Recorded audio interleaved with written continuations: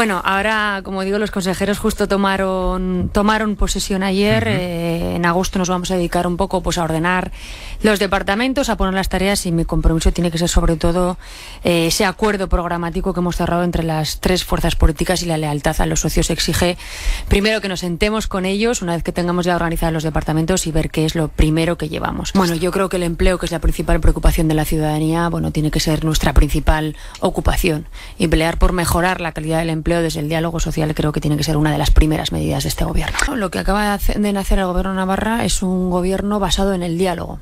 Somos conscientes que tenemos 23 de 50 parlamentarios y parlamentarias, pero es verdad también que creo que cada vez es más común tener gobiernos en minoría. Lo hemos tenido en la anterior legislatura en unas cuantas comunidades autónomas, lo tenemos por ejemplo ahora también en nuestra comunidad vecina, en el País Vasco, y yo creo que eso lo que hace fuerte es a la institución parlamentaria, ¿no? Y sobre todo a esa herramienta fundamental de la política, que es el diálogo.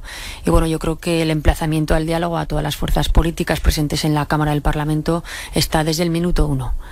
Bildu forma parte de las instituciones, es una fuerza parlamentaria más, no solo de las instituciones. Bildu además es la fuerza política que más ayuntamientos tiene en nuestra comunidad.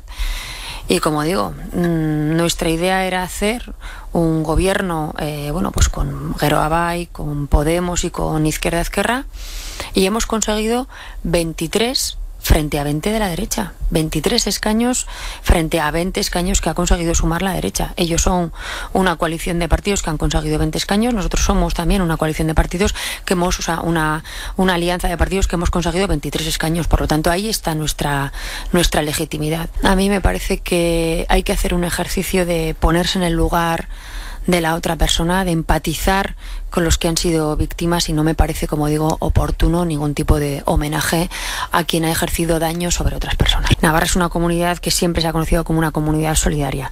Desde luego que Navarra sí que estaría dispuesta a acoger personas inmigrantes que están en estas situaciones.